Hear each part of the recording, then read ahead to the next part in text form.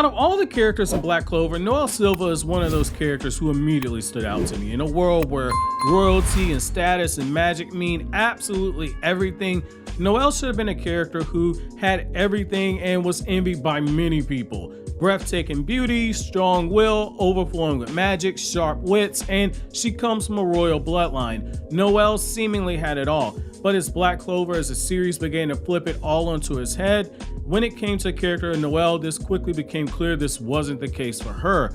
Her family looked down upon her. She was the black sheep of a royal bloodline. She was placed onto the worst Magic Knight squad in history. There are times where she was drawn with a shattered self-esteem to where it took away from her beauty, which you catch glimpses of when she's laughing and smiling around the other Black Bulls. Despite overflowing with magic, Noelle struggled mightily just to control that magic, to the point where it could be argued that she's just as much of a danger to herself as she was to the outside world. Simply put, Noelle was what many people call a failure and to a certain extent useless.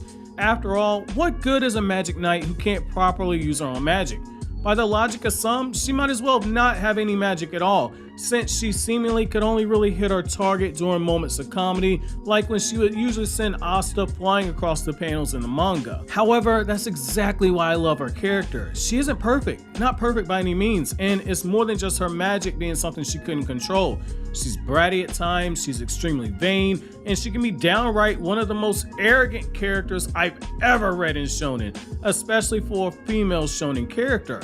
However, it's during those times where she lowers her guard and she peels back the curtains that we get to see the true Noelle Silva. She becomes one of the most lovable characters in the series. For every bit as arrogant as she is, she's also got a big heart that is several times larger than her vanity. For the longest, it makes you wonder how could her family cast her aside so easily, and how she was able to handle being viewed by her family as being the black sheep of the family. It's such a simple phrase, one that can be easily misconstrued as Noelle asserting her vanity and her pride at being nobility. You could also look at it at face value and say that this is something that's done merely for comedy reasons. However, it's more than just her declaring royalty than meets the eye, or at least I tend to think so when I read Black Clover.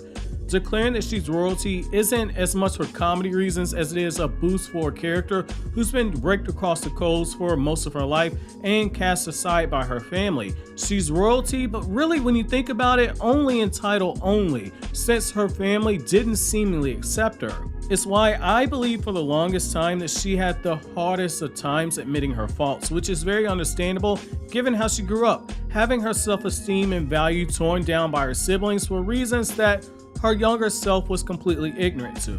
However, as stated before, it's when she lowers her guard that we see the true Noelle Silva, and a perfect example is when she finally begins to own up to her own failures and her shortcomings. Sometimes this can be shown when she's having her internal monologues, and other times we see this when she verbally admits that she screwed up at something. It's in these moments right here that we get to see the true reserved side of Noelle, when we also get to see her flash that smile when she gains a small victory, that Noelle's character really begins to grow on you, in my opinion. Part of the reason why we've seen Noelle at her most raw state is because with her inferiority complex as it pertains to her family, and how so much of that continues to be baggage for her character at times, it's why you can't help but root for her when she's on the cusp of a huge moral victory, or in some cases a literal victory. In a lot of ways, she's a reminder of what it means to be human, which is why I feel that she's consistently one of the most popular, if not the most popular character in the series. She didn't start out as one of the most powerful characters, but she clearly had the potential, and she seemingly could never pull it together no matter how hard she tried, except for in those rare moments where she flashed her brilliance. She was every little bit of that old children's story. You know the one about the little engine that could. However, as time progressed and we were watching her tap into her potential, we got to watch her as her confidence grew in ways that were really justified. No longer was this somebody who was projecting what could easily be described as a false bravado. No, the Noelle that we started seeing after the underwater temple battle against one of the members of the Eye of the Midnight Sun, the Noelle that we saw from that point onward was a Noelle who was beginning to come into her own. As a reader, because you watched her stumble and fall so many times, You couldn't help but watch her and feel like a proud parent, watching your first child take their first steps. In this moment, we are watching Noelle take her true first steps, and it was beginning the process of setting off the payoff for later on in the story, where Noelle and her brother Noel fight side by side against Megicula. All the moments of frustration, the overexertion through her training, and at times the distrust that she showed towards others when she expected them to cast her aside, much like her own family did, all of it was being left behind her. It's why the battles against Veto and Solid mattered so much in my opinion, because there were indications that Noelle was beginning to put the pieces together and reach her own potential. She's a lot like many of us.